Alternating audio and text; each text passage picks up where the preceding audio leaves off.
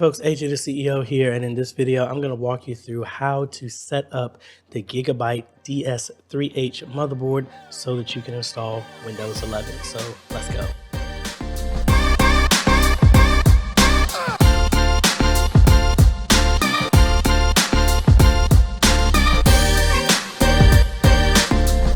Hey folks, AJ the CEO here. If this is your first time stopping by the channel, thanks for stopping by. And on this channel, we focus on tips, training, strategies, reviews, and builds to help modernize your media ministry. So if you're new here, consider subscribing. And if you like what we're doing here, consider becoming a patron or YouTube member by clicking one of the links down below. Now, I must apologize. I don't know what happened. I got a whole lot of stuff right here, so that's why my voice sounds like this. But wanted to put this video out for y'all because I had a lot of people asking about this. This motherboard is similar to the main motherboard that I use on a lot of my installs for streaming PCs and everything like that. So what I wanted to do, the blue system right here behind me has the exact same motherboard, and I've already gone through this process, but I didn't have a way to document it already. So I want to walk you through, if anyone is interested in installing Windows 11, what are the steps that you need to do to get that done? So let's go ahead and cut over to the computer. All right, so I'm here on my church's system here. And first thing we need to do is we need to verify a few things. Go ahead and go to start and then type info, and we're going to go to our system information. We are mainly going to look for our BIOS mode right now, which is legacy. This is not going to work for Windows 11. Now, I'll show you why. Let's go here. And let's download the Windows PC Health type of software. I don't know what it's called. I think it's the Health Check or something like that. And now I have a direct link to this so that you can get to it. Of course, they want to advertise to you. Scroll all the way down here to the bottom, and let's download the PC Health Check app and go ahead and run that. Now, I'm a list of specs for this system. We have I actually recently upgraded this, but it's still in the same spec, running a GT730 GPU, 16 gigs of memory, 2 hard drives, 1 NVMe, the other one is a SSD, as well as a Ryzen 5 2600 instead of the 1600. I'm gonna add it to the desktop because we're gonna come back to verify that everything checks off. All right, so let's go ahead and check now. All right, so the first thing we need to make sure is this PC must support secure boot, and TPM 2.0 must be supported and enabled on the system. What else? Our processor is fine, our memory is fine, hard drive is fine, processor again is fine, everything. So we need to tackle each one of these at a time. Now, contrary to popular belief of their website, when we went to our BIOS here, it says we're in legacy. We need to change this to UEFI to enable some of these secure boot settings. But when we do that, because of the way the computer was installed, we cannot actually do that yet. So we're going to go to EaseUS.com. They actually make some very great software. I've used them before when I was migrating hard drives to SSDs. Now, it says this is essential, but contrary to popular belief, it says it's free. And I'm going to show you. See, it says free convert here. We're going to go through this and go ahead and register so that way you can get the link. All right, we're going to download the free. And to be quite honest, I bought the lifetime one for $39 just because of all the stuff I do on my computer at home. But this is kind of a one-off thing. All right.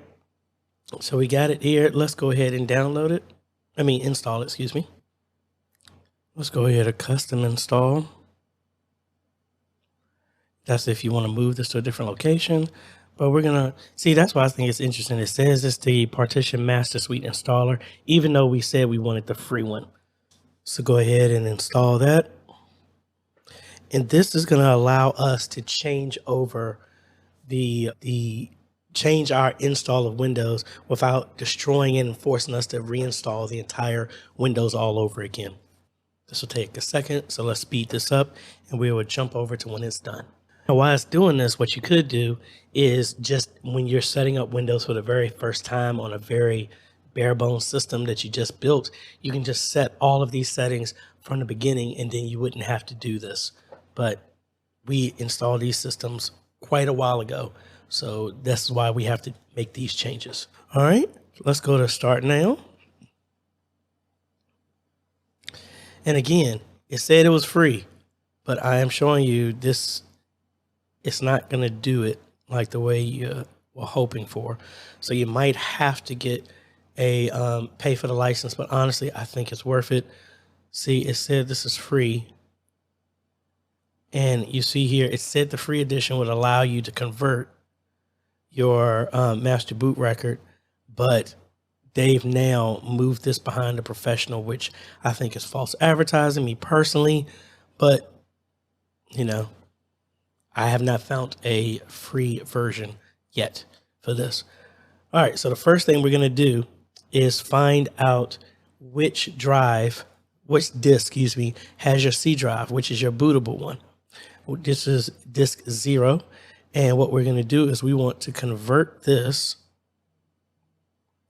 to the GPT, which again is locked behind this. So let me go ahead and activate this real quick with my license, and then we'll be back. All right, so I transferred my license here just to do this procedure.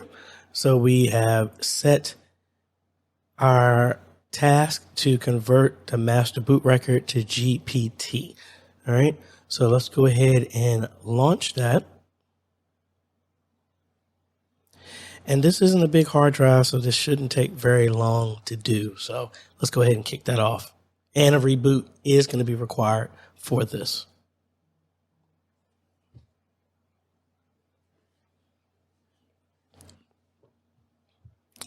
All right. So that was pretty quick. So let's get ready to go do a reboot now. All right. So I think my master plan of trying to capture this failed. So we're going to do this again. And I'm going to set up a camcorder on the monitor. Oh, actually, never mind. It did work. Because as you can see, the BIOS is now on UEFI. So, hey, it worked. I thought I was going to be able to show more than it did. But it pretty much just kicks off an update, runs, and then converts over the drive, which went way faster than I thought it was going to be.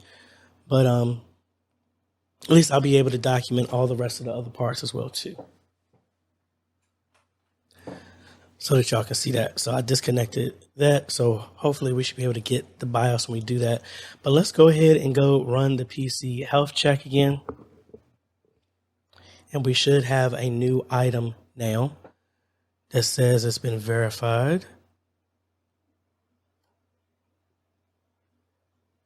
All right, so as you can see, now we just need to, the secure boot is available. That went away. Now we just got to enable the TPM 2.0 on the motherboard to do everything else.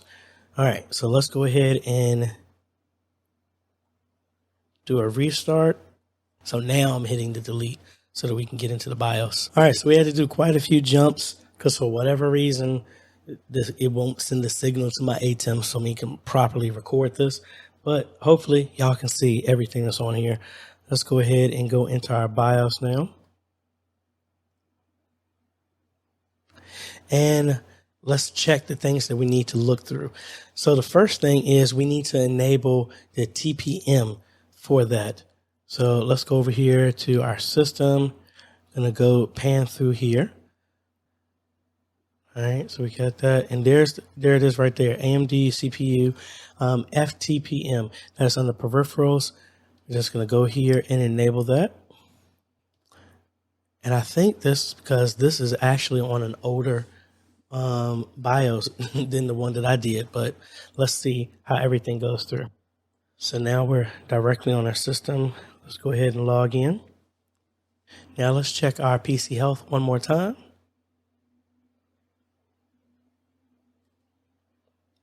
See if we get checks across the board. And we do. So we're all good to go now. So we secure boot is enabled, TPM is enabled, and all the specs match, which is the same build of everything else that we've done in building this type of system. Now, the other thing you want to do, if you want to get Windows now, you can actually, well, it's two ways. If you wait and go here to your system settings and then upgrade, when it becomes available, it will be listed here. But we can kind of push it by just manually doing the install, which is what I am going to do here. And I actually think I have it on a thumb drive already. I believe this is it, or this may be the old one. Nope, it is Windows 11, so yay. So there's a media creation tool, just like you have with Windows 10. So you can just type in Windows 11 media creation, and then you just pick this one, the tool.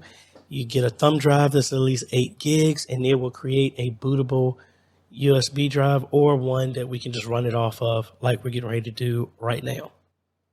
Now, before we even go forward, please make sure if you do this that you have your system backed up. I have the system backed up, so if anything happens, I can always easily roll back, or I can just, the only thing that's running on this system is OBS, so I can always do it, reinstall from the ground up, and it'll be back in working order for church Sunday. So I'm going to go ahead and kick that off. So we'll be back once it runs through the process. It's going to be just a couple of yeses and nos. It's checking the PC again to match that all those things that we checked off originally are done. Since we use the same app, it says it's good. So this should go fairly quickly. All right, so what I'm going to do is go through these checkboxes, accepting the license, getting everything. It's going to start downloading updates, going from there. I'm just going to take my picture away, and we're just going to turn into a time lapse. I'm going to keep the whole thing in process so you can see the before and after. So let's just let it do its thing. And when we're back, we should have Windows 11 on our system. All righty, it says install. Let's go ahead and kick it off.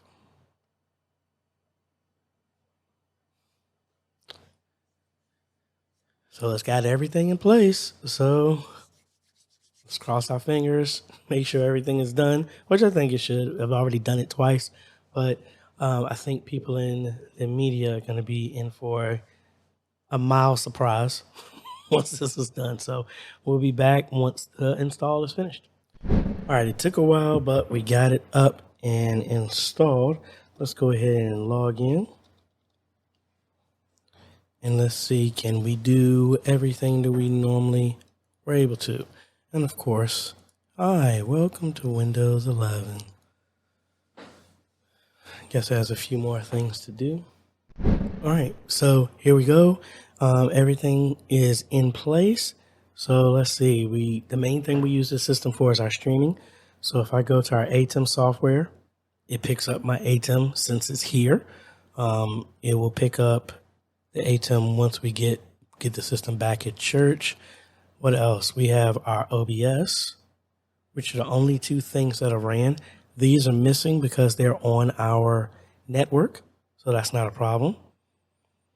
But we want to make sure sound and all that other good stuff is available. And it's showing through my ATEM. So, but I have speakers that are at the church. We also need to make sure our Stream Deck stuff is working, and it looks like everything is in place.